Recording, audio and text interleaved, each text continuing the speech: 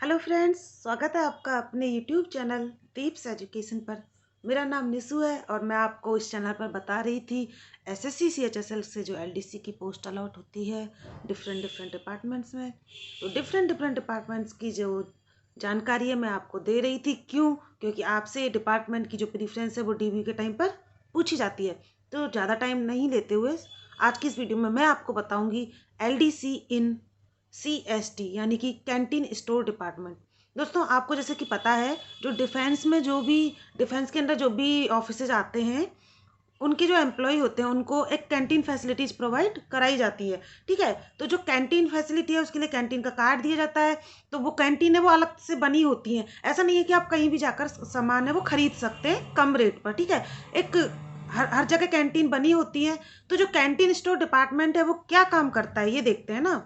तो जो कैंटीन में जो सामान आता है उसका देख रेख, उसका जो लेखा जोखा सब कुछ है वो देखता है कौन? Canteen store department. यानी कि कैंटीन स्टोर डिपार्टमेंट ये देखा गया कौन सा सामान है, किस कहाँ से क्या सामान आया, सारा जो सामान का जो है जो रखेगा कि क्या, एक तरह से कि सामान की जो पूरी लिस्ट होगी उनके पास कि क्या सामान है और क्या सामान है वो किस रेट पर बेचा जाना चाहिए। यानी कि पूरा जो इसका मैनेजमेंट का काम देखता है। यानी कैंटीन स्टोर जो चीज़ें आनी जानी है उन सब का काम देखता है। ठीक है, तो आपका काम एज एन एलडीसी क्या रहेगा? आपका जो काम है वो फाइल वर्क ही रहेगा। जनरली जो ऑफिशियल वर्क होते हैं उनमें कोई भी सामान आता है ना, तो उसको जनरली हाँ नेम से तो लिखा जाता है। इसके अलावा उसके लिए कोई कोड होता है। ठीक है, कोड या कोई भी नंबर। तो ऐसे आपको वही अपने लैपटॉप अपने पीसी पे बैठकर वही उनका कोड नंबर, जो सामान का नेम क्या है, कितना आया सामान, क्या रेट हुई इसकी, और इसके अलावा ये किस रेट पर बेचा जाए, ये सारी जो चीज़ें हैं वो आपको सिस्टम पर कैलकुलेशन टाइप ऐसे करना है। ठीक है, तो आपका तो टोटली डेस्क वर्क ही रहना है। ठीक है, तो आप पोस्ट इसका जो हेड क्वार्टर है कैंटीन स्टोर डिपार्टमेंट का दिल्ली है।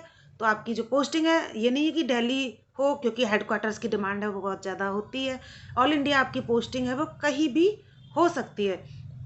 ठीक है, तो ये तो है आपका जो काम है वो क्या रहता है कैंटीन स्टोर डिपार्टमेंट में। जरूरी नहीं है कि आपका काम ये भी हो। अगर आपको पे रिलेटेड सेक्शन मिल गया, एडमिन सेक्शन मिल गया, तो आपका काम है एडमिन सेक्शन में पेंशन से रिलेटेड, रिक्रूटमेंट से रिलेटेड, लोगों की लीव देखना, सर्विस बुक देखना, ये भी हो सकता है। या फिर पे रिलेटेड है तो लोगों की सैलरी बनाना, उनके जो एजुकेशन फी, मेडिकल बिल, ये सब देखना हो सकता है। ठीक है, और दूसरी बात करते हैं office days. 5 day working, 9:30 to 6 job होती है। ठीक है, बात करेंगे अब प्रमोशन की। तो प्रमोशन जो है सबसे पहले आपको वही लगभग लगभग सेम है। एलडीसी से यूडीसी बनने में आपको 8 से 9 साल लग जाएंगे। LDC 1900 grade pay, UDC 2400 grade pay. ठीक है, उसके बाद यूडीसी से आपको दूसरा आपका प्रमोशन होता है 4200 ग्रेड पे असिस्टेंट का। ठीक है, इसके लिए आपको यूडीसी के बाद 4 से 5 साल लग सकते हैं। ठीक है, उसके बाद प्रमोशन बहुत कम ही चांस होते हैं, रेयर चांस होते हैं। तो थोड़ा इसके बाद आप ज़्यादा हायर लेवल पे पहुंच नहीं पाओगे। तो प्रमोशन इस चीज़ में यहाँ पर थोड़ा कम है। ठीक है, तो ये बात हुई आपके प्रमोशन की। ये तो आपका नॉर्मल प्रमोशन हो गया जो रेगुलर बिना बिना किसी एग्जाम के होता है। मैंने आपको बताया था कि आपको डिपार्टमेंटल एग्जाम भी लिए जाते हैं प्रमोशन के लिए। लेकिन दोस्तों, इस जॉब का एक नेगेटिव पॉइंट है कि यहाँ पर कोई डिपार्टमेंटल एग्जाम नहीं लिया जाता। ठीक है, तो आपके लिए प्रमोशंस के मामले में ये डिपार्टमेंट ठीक नहीं है। लेकिन आप देखे जाओ तो आप जो कैंटीन स्टोर डिपार्टमेंट है मिनिस्ट्री ऑफ डिफेंस के अंडर आता है। तो एक होता है ना वैल्यू और रेपो वाली चीज़ जो होती है, तो आप उसके लिए इस ये डिपार्टमेंट फिर फिल कर सकते हो। और आपको होम स्टेट नियर बाई मिल रहा है, या फिर दिल्ली पोस्टिंग आप चाहते हो, तो अगर वहाँ पर वैकेंसी अवेलेबल है अपनी रैंक के अकॉर्डिंग, आपको लगता है कि दिल्ली मिल जाएगा, तो आप ये प्रीफर कर सकते हैं। ठीक है, और ट्रांसफ़र की बात रही तो ट्रांसफ़र आपको प्रोबेशन पीरियड में आपका ट्रांसफ़र होता नहीं है।